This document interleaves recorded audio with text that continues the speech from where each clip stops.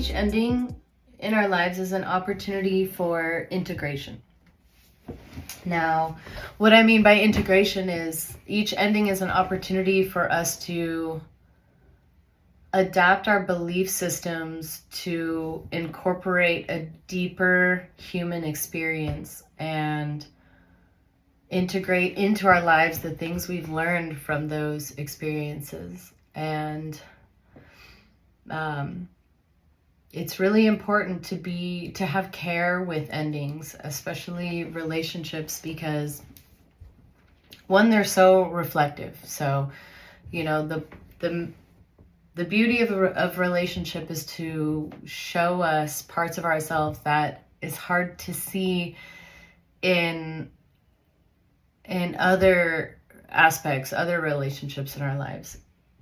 It shows us things that we can't see just running into somebody at the post office or whatever. It shows us much, much deeper experiences. So, but the unique aspect of the human experience, which you can listen to some of my other videos if you want to hear about my theories about like the biological aspect of the human experience, and pairing that with the spiritual soul source connection part of the human experience. And so when we're processing endings of things, especially like really intimate relationships, it's usually accompanied by a lot of feelings. And so, the end of a relationship is most notably synonymous with feelings of pain. And it's feeling nonetheless. And the thing about the human experience, the biological aspect of it, like naturally resists change because, we are hardwired to constantly seek some version of homeostasis, which means like some sort of comfort, some sort of predictability about our environment, about our experience, which gives us the opportunity to put those aspects of our experience on autopilot so that we can focus our attention on other things that may be more immediate. And so naturally, the biological aspect of us wants to seek an environment of little or no change if possible, because that is like the best way to survive on this planet. Like, we don't change on purpose. We only change if we have to. So understanding our experience from that perspective, what we understand about the biological experience is that oftentimes we will experience things like pain and various feelings, which is the catalyst for change. So the next step becomes integration. But, one, we have to recognize what the pain is and why it's there. The pain is the teacher. The pain is the thing that says, okay, what you attached to as a way of being in the world worked for a while, but now you must adapt to the changing environment. And so if the individual does not recognize immediately that need for change, then the feeling aspect of it will get stronger. So therefore it will cause oftentimes more pain. And then the resistance gets stronger, and then more pain, and the resistance gets stronger. And then, oftentimes we will find ourselves entering into situations where we may even seek distraction techniques, anything to numb the pain, instead of understanding that the pain is actually trying to teach us that change is necessary in this moment. And so once we understand that process, it becomes a lot more helpful in understanding why we feel the way that we do when endings occur, and then how to process and integrate what we learned in those endings. Because oftentimes what will happen, especially in romantic relationships, when you lose a partner or you become out of alignment with your partner and then resist the need for change, and then what happens is it moves through our body and enters into our psyche. And what happens in our psyche is that we have a tendency to turn the person that is like mirroring back our need for change. We have a tendency to unconsciously turn them into a villain, and we create enemies out of our out of what we once loved, and what once brought out the best of us and now brings out the worst in us. You know, it's all actually just a reflection of our inner world and our need for adaptation to our environment. And so if we don't make the changes of our own choosing early, when we feel the intuition, or like, you know, I feel like I'm not being able to express myself fully anymore, but I continue to participate in the relationship in a more like muted version of myself, then over time the biological system will say conditions aren't right, so a change must be made and we must adapt. If I don't choose to make a change and continue to stay in that space, then change will be fabricated from the inside out, that forces, and I will begin to turn that person into a villain. And everything, the way they chew their food, the way they make their coffee, it's all, I hate it, you know? And it's all like an internal thing that is just trying to show us that change has to be made. Change has to be made. And we don't have to turn somebody into a villain in order to enact that kind of change in our life, because the next step is integration. And if we experience an ending and we don't close out that cycle properly, it will be repeated. The way to close out the cycle properly is to integrate the experience into the new version of myself. And if I turn somebody into a villain in order to do that, then it becomes very difficult to integrate that experience into my new being, and I'm pretty sure I'm gonna end up repeating it again. So the way to integrate it is to, you know, recognize, one, when we are starting to turn the other person into a villain, and understand that the reason that that's occurring is because I didn't choose sooner to make the personal growth that was necessary in my life in a situation that I knew was out of alignment. Okay, so I take responsibility for that. Now I'm more capable of entertaining the possibility of forgiveness. One, forgiveness for myself for continuing to, invest in something that I felt intuitively was time to make adjustments. I kept going through the same thing. So, okay, I forgive myself for that. And then also for going so far that creating a villain out of somebody, like I forgive myself for that too. And then it becomes a lot easier to forgive somebody else. And really, when we are talking about forgiveness, true forgiveness is a form of integration, because what it's saying is, like, if you really feel that forgiveness in your heart for yourself and then for another, what you're really doing is expanding your belief system to be able to contain two opposing things at the same time. Because in order to forgive somebody, you have to understand that you turned them into a villain to begin with. And you know, there may have been hurtful things that were experienced and that people do, but honestly, like, because of the nature of this biological form that we live in, it is a guarantee that at various times in our lives, our need to survive will come up against other people's need to survive. And in that space, we may end up hurting other people knowingly or unknowingly.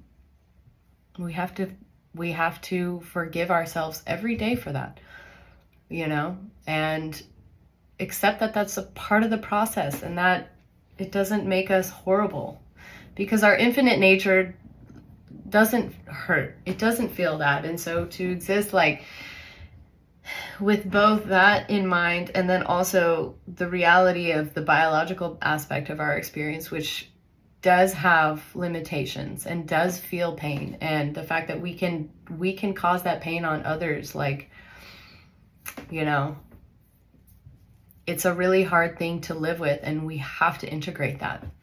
We have to be better at that. You know, when endings happen, we have to be thinking about the ending as an opportunity for both to expand. And so as I process through endings in my own life, I realize that what I'm really doing is expanding my belief system to contain the ability to hold space for two opposing forces, like the yin yang symbol. We have to expand in that direction. We have to stop turning everything into a dualistic viewpoint of like victim versus villain or predator versus prey kind of scenario. Like that's the trap that we keep ourselves in. So we have to expand beyond that. That is the whole goal here. And I was thinking specifically about endings because I've had like really passionate relationships and experiences with people. And through those experiences, I have learned so much about myself, so much, and I've learned so much from my partners, and in some ways, I'm just really thankful. I'm thankful for all the things that I've learned about myself and new ways of existing in the world through the people that I have loved and shared life with. And, I also recognize at various times I wasn't clear with myself about my boundaries because I really struggled with a worthiness of feeling like I deserved good things, to be here. Really, I deserved to be here, to take up space on this planet. It's like deep stuff. It's all subconscious. And so I put up with I existed in spaces that I knew were out of alignment with what I truly wanted and believed in my life. And I have been coming to terms with that for like the last several years of my life. And I realized that if I turn those experiences, those people, into enemies, then what I'm really doing is denying parts of myself, and it makes it so that I'm unable to integrate what I've learned into my experience, and I will most likely repeat those experiences again. And that's because when we are in relationship with somebody and that person becomes a mirror to us, and we see ourselves through their experience, we, in a way, like we become one, dancing with each other back and forth. And what we learn about ourselves and what we see from that experience can be both beautiful and painful. And if we are able to integrate what we've learned and create like a much richer experience of who we are and understanding, and be able to see the other person as a person experiencing their own things as well, it's such a much better experience. And if we don't, and if we keep this view of the other person as a villain stuck in our mind, then the risk is that we turn that part of ourselves that experienced that relationship, it becomes shame. And that shame that we hold deep inside of us, and over time, if that shame grows and grows and grows and it doesn't get dealt with, then we will have a tendency to protect that part of us at all costs, because we identify it with being less than, and it feels vulnerable and it feels weak because, like, for me, okay, so I stayed in situations where that was out of alignment with me.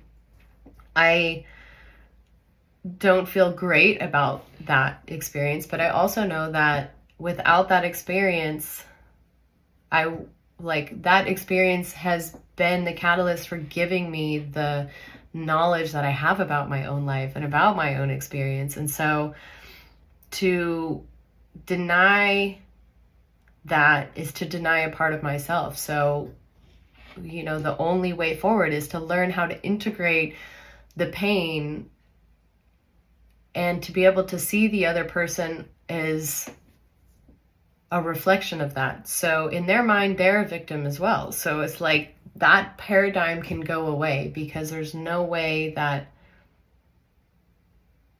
I need to spend any time trying to convince anybody else or anything that I'm this or they're that. Like, no, what a waste of energy. Like, no. The goal is to integrate, to learn to integrate as quickly as possible. And honestly, we need to give ourselves credit because we learn incredibly fast, given the nature of our biological bodies and the resistance to change that we face every day, and the biological programming that says if the conditions aren't right, go back to the earth. Like, we're up against so much in this life. So we need to give each other some credit for the work that we do, and be more forgiving towards ourselves and towards the people in our lives, and have more tact and more grace. Like, I'm learning that in my own life, and man, to not shut off the parts of me that grew in the most harshest conditions. Because that becomes a part of my genetic story, and it becomes a part of my spiritual story, and ultimately makes me stronger. So for me to sit here and be like, oh, I've had all this experience. I was born yesterday. I've never felt any pain. I've never suffered at all. And everything is great. That's an illusion.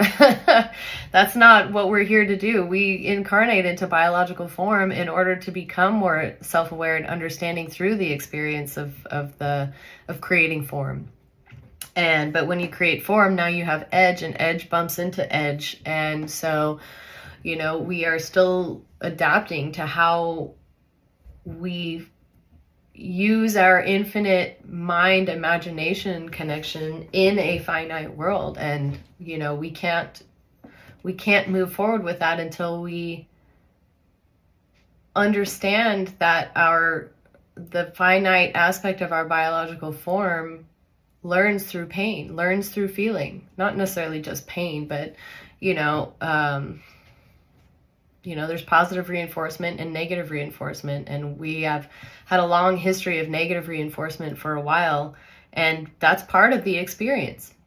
And so we have to learn to integrate that stuff and recognize that that's even what's happening in the first place in order for us to adapt and come up with new belief systems and new ways of existing in this biological form. And at some point we may decide that this particular planet is pretty harsh conditions, and maybe it's just it's a good training ground, but it's not the best, because there's a lot of suffering. But the more pain, the faster one can learn. I'll just say that. But yeah, so coming back to it, just in relationships, I get deep with this shit sometimes. Coming back to relationships, endings, particular endings, particularly endings with things that feel like there's still, it's no closure, because you just have to understand what is the lesson to be learned here, and and release it when the time is there to release it, and understand that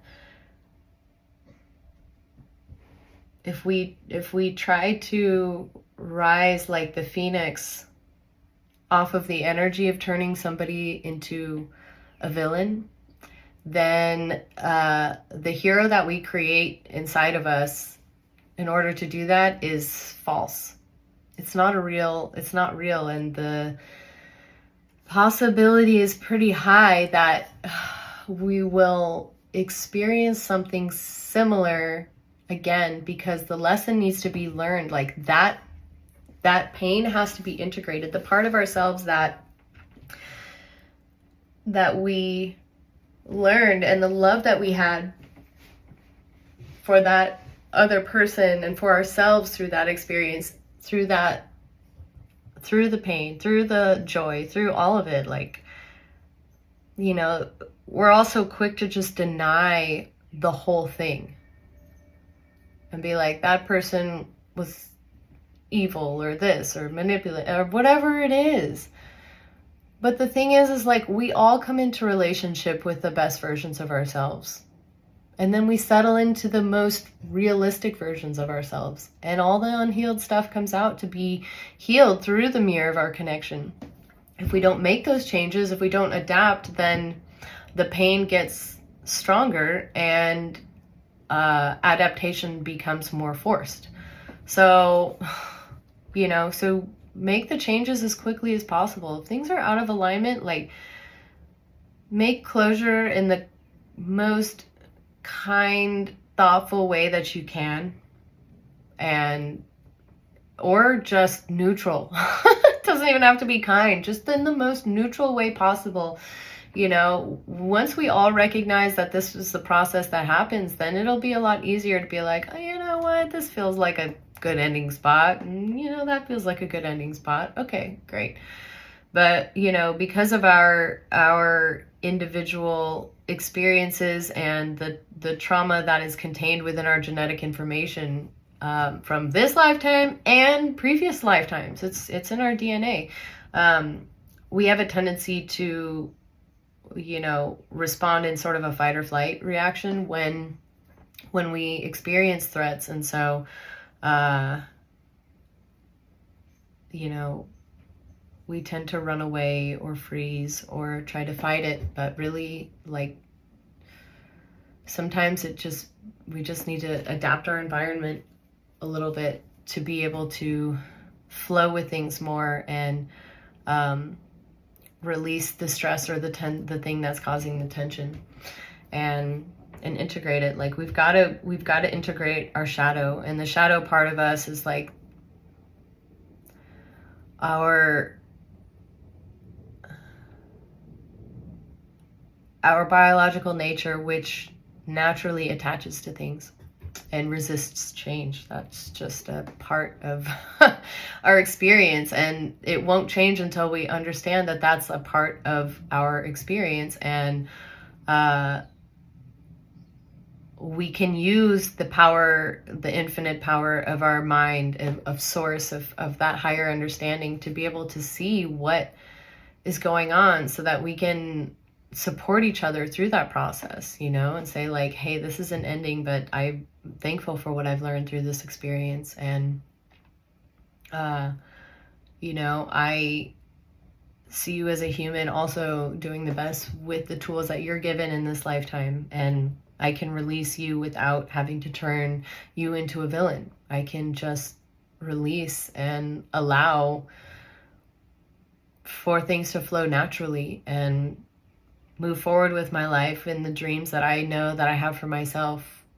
That, like, I know my higher power would never attach another person to me in that way, to where I couldn't live out my destiny without attaching to somebody else. Like, that just doesn't seem like something that the universe would do. But we do interact with each other as mirrors to wake us up, to show us parts of ourselves that we can do better, and we can live a more like integrated life. And as we integrate those shadow parts of ourselves and understand that it's okay, we hurt people, we do, and we can forgive.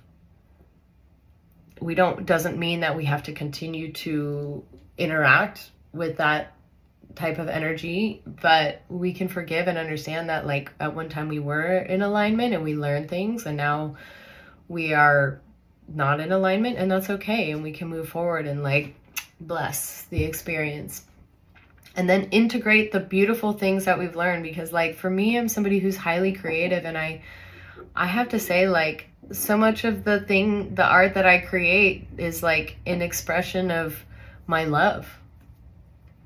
And so, you know, some of the things that I create when I'm in relationship with somebody is some of the most beautiful creations that I have. And I'm not going to suppress those things that I've learned and created in that time just because I was hurt by the experience. Like, no, that's shame. That's me taking what I learned and the love that I had, and instead of integrating it and accepting it, to turn it into something that I should feel bad about. Like, no, it's that creation is a part of who I am, and it was an expression of real love.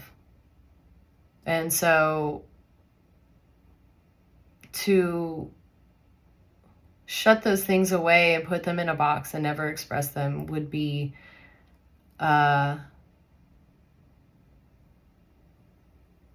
it's just me denying huge parts of myself.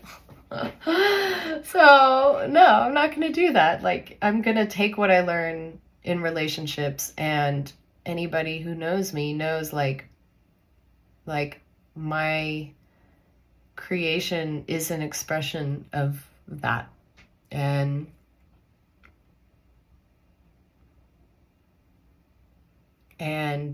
you know, hopefully sees it as an expression of love that did exist, you know, because that's what it is. And the creative process is a process of transforming our felt experience into something that we can share with others, something beautiful, something meaningful. So I don't know. If you're going through an ending, I highly suggest being as creative as possible. Just find something to do to like let that energy flow through you, and might be some of the most beautiful creations you've ever seen. But do it from a place of love and no shame for the journey we've been through. Integrate that, learn the things, and be a more beautiful human being, and be a more understanding human being, because that's all we have. That's the whole point of this experiment, you know, this whole experience. Like, you know, we learn through feeling and pain. So, you know, see the beauty in that.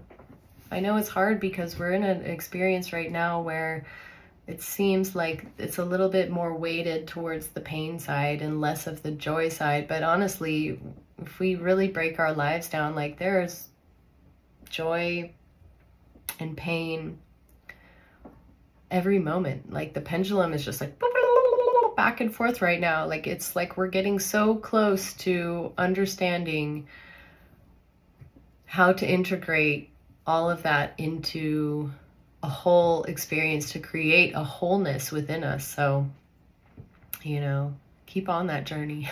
Keep on that journey. And we'll go deeper with stuff too, but we'll keep it there for now. Mwah.